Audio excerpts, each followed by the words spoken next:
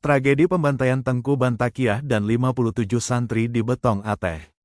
Pada tanggal 23 Juli tahun 1999, Tanah Betong Aceh, Aceh Barat, menjadi saksi bisu pembantaian brutal oleh militer Indonesia terhadap ulama karismatik Tengku Bantakiah dan para santrinya.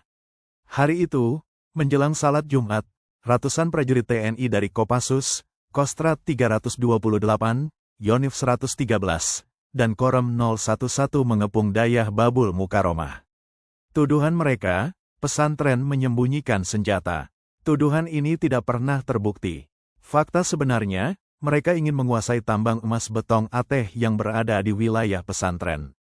Perusahaan tambang yang berkepentingan di sana adalah PT Media Mineral Jasa, anak usaha Media Nusantara Energi, yang bekerja sama dengan perusahaan asing Far East Gold Ltd asal Australia. Direktur utama perusahaan tersebut saat itu adalah Ignatius Jonan, dan kemudian digantikan oleh Andrew Patterson sebagai CEO Far East Gold. Tapi yang mereka tembak adalah guru ngaji dan anak-anak Aceh yang sedang belajar Al-Quran. Wilayah Betong Aceh yang mereka serbu adalah kawasan kaya emas dan logam tanah jarang, rare earth, yang telah menjadi target eksploitasi tambang multinasional sejak lama.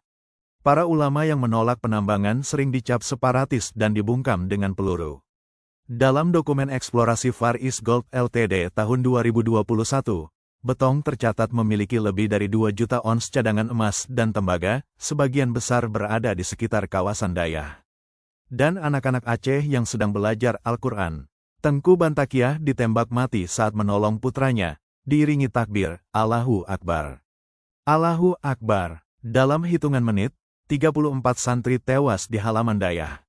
Jenazah dikubur massal tanpa kafan, tanpa doa. Hari itu, langit Betong basah oleh darah dan duka. 23 santri lainnya yang terluka dibawa truk militer. Tapi bukan untuk diobati, mereka ditembak dan dibuang ke jurang satu persatu. Semua tewas, total 57 korban jiwa.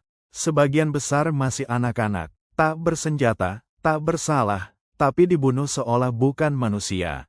Pelaku utama, Letkol Sujono, Korem 011, buron hingga kini, Kapten Anton Yuliantoro, Letda Michael Asmi, Letda Trijoko, dan puluhan tentara lain. Hanya dihukum 8-10 tahun. Beberapa bebas lebih cepat, bahkan ada yang naik pangkat. Keadilan tidak pernah datang. Kami tidak lupa, Aceh tidak lupa. Salah satu saksi selamat berkata, "Saya lihat dengan mata saya sendiri. Guru saya jatuh sambil tetap mengucap Allahu Akbar, satu persatu teman saya ditembak seperti binatang. Kami bahkan punya data nama-nama syuhada-syuhada kami yang dibunuh oleh penjajah Indonesia.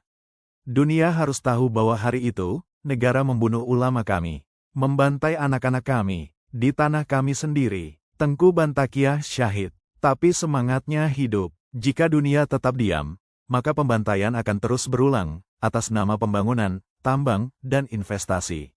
Dan kami, generasi Aceh, akan terus ingat dan bersuara. Bagikan video ini, suarakan, demi para syuhada Aceh. Selanjutnya adalah nama-nama para syuhada Aceh yang dibunuh dalam tragedi Betong Aceh.